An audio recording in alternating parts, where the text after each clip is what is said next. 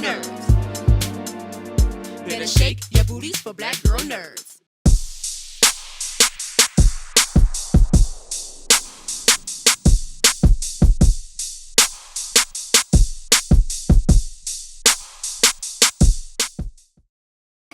It's all good. All right. We're in a cafe and we're just talking. We're just talking. Yeah, we're chilling. Okay.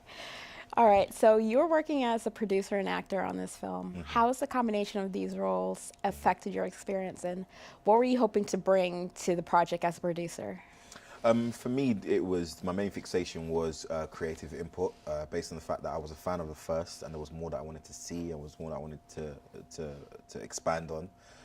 And it was a juggling act. I think one had to be greater than the other in a sense, so I fixated on making sure that the acting was ready before we started shooting, knowing that, you know, as a producer, it's a day-to-day job of handling different challenges and obstacles, and that's how I got through it, and it was fun, you know, wearing two hats.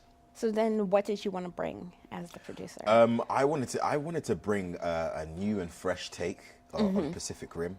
I wanted the technology to be more advanced, and I wanted the message of uprising, and uprising specifically from the youth, to be an emphasis in this, because I think we're at a time now where young people are, you know, achieving a lot more than the old generation did. I mean, when the old generation were like, you know, in their late teens, early 20s, they weren't doing as much as this generation is doing right now. And I think, you know, it's a cool message to see a bunch of kids who have to fight, you know, a monster that's just like way bigger than them, and they don't have the experience, but what they do have is the heart, and I wanted to bring a lot of that heart to this project.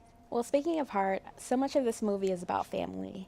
There's the relationship between Jake and Mako. There's a relationship that's growing between Jake and Amara.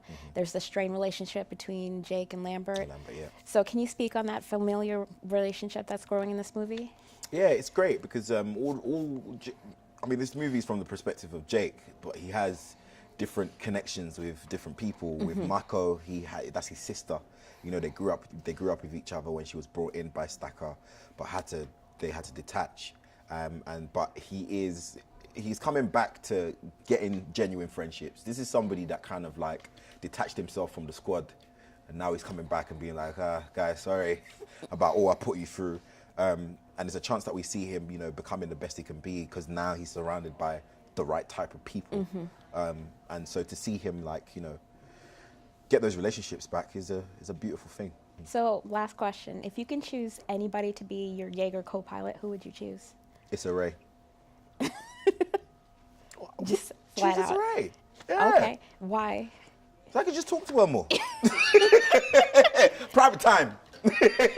And you wouldn't have any problems with her seeing into your head? No problems at all. I'd be like, yeah, so what you writing next? Oh, wait. You can see it. Well, thank you. Thank you so much. Better shake your booties for black girl nerds. Better shake your booties for black girl nerds.